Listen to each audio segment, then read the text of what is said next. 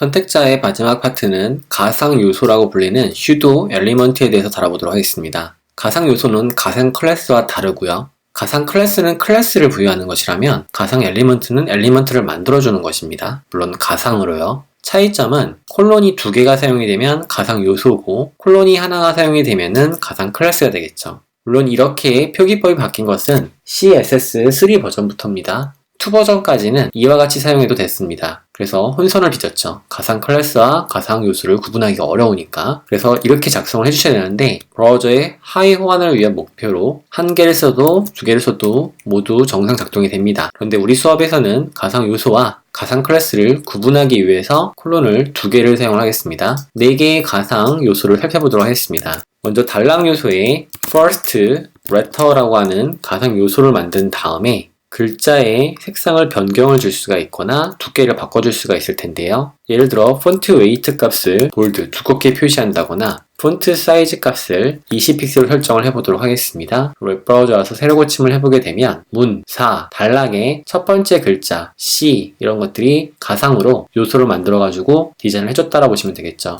이해를 돕기 위해서 첫 번째 글자라고 하는 부분을 가상이 아니고 실제 클래스로 만들어 보겠습니다. first letter라는 클래스를 가지고 있어야 되는데요. 그러한 경우라고 한다면 달랑 요소의 첫 번째 글자를 스팬 요소로 감싸주도록 하고요. first letter라는 클래스를 줘야 되고 문, 사 모두 스팬 요소에 first 클래스를 줘야지만 동일한 디자인이 나오게 될 것입니다. 그럼 first letter에 있는 단락이 되겠고요. 또는 단락 내부에 있는 자소 선택자죠. 이렇게 해주셔야지만 동일한 결과가 나오겠습니다. 하지만 이 기획된 문서라는 건 언제든지 수정이 가능하겠죠.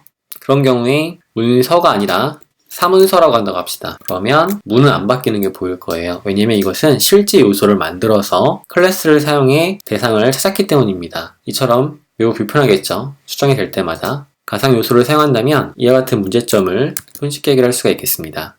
다시 돌려놓고요. 가상 요소를 사용해서 같은 디자인을 보여줄 수 있겠죠. first line의 경우는 첫 번째 글자가 아닌 첫 줄 문자가 되겠습니다. 그래서 창 크기를 변경을 했을 때 첫 번째 글자가 되는 부분을 동적으로 찾아서 처리해 주는 것이 first line이 되겠습니다. 이어서 before와 after를 사용할 텐데 before와 after는 상당히 많이 사용되는 가상 요소입니다. before, after를 사용해서 꾸며보도록 하겠습니다. 이 CSS라고 불리는 DFN 요소를 갖다가 before, after 요소를 사용해보도록 하겠습니다. DFN 요소가 있는데요. -dfn-css에 before 요소를 사용해보도록 하고요. 실제 before 요소는 컨텐츠를 추가할 수 있습니다. 내용을 추가할 수 있다는 얘기인데요. 이와 같이 작성을 해볼 수 있겠고 저장을 해본 다음에 브라우저를 새로 고침하게 되면 이와 같이 들어오게 됩니다. 이때 DFN 요소의 경우는 기울임이 되어 있기 때문에 기울임을 제거시켜 주려면 폰트의 스타일 값을 노멀로 줬을 때 기울임이 바로 쓰게 되죠. DFN 요소는 기본적으로 기울어져 있거든요. 그 스타일을 기본화 시켜준 거고요. 같은 내용을 복사해서 before 대신에 after를 집어넣게 되면 이와 같이 사용할 수 있을 거고 새로 고침하면 가상으로 요소가 만들어지게 됩니다. 텍스트가 블록 선택이 안 되죠. 가상으로 만든 것들이에요. 그렇다는 얘기는 우리가 abbreviation 요소에 모두 이와 같이 설정이 가능할 텐데요. ABBR 요소에다가 before, after 넣어달라 라고 할 수 있겠죠.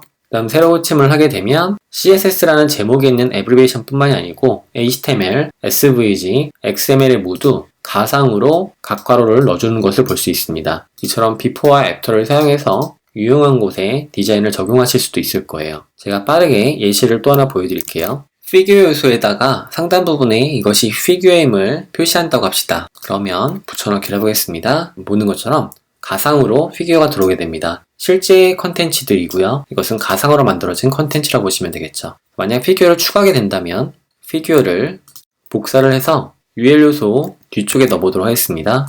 브라우저를 새로 고침을 하게 되면 해당 피규어 요소에도 가상의 before, after 요소를 사용을 해가지고 적용이 되는 것을 볼 수가 있게 되겠죠. 아주 손쉽게 공통적으로 디자인을 적용하실 때 실제 피규어라는 것을 꾸미지 않고도 before라고 하는 걸 사용을 해가지고 해당 피규어 내부의 첫 번째 자식으로 before 요소를 집어넣을 수가 있게 됩니다. 브라우저의 개발 툴로 확인해 보도록 하죠.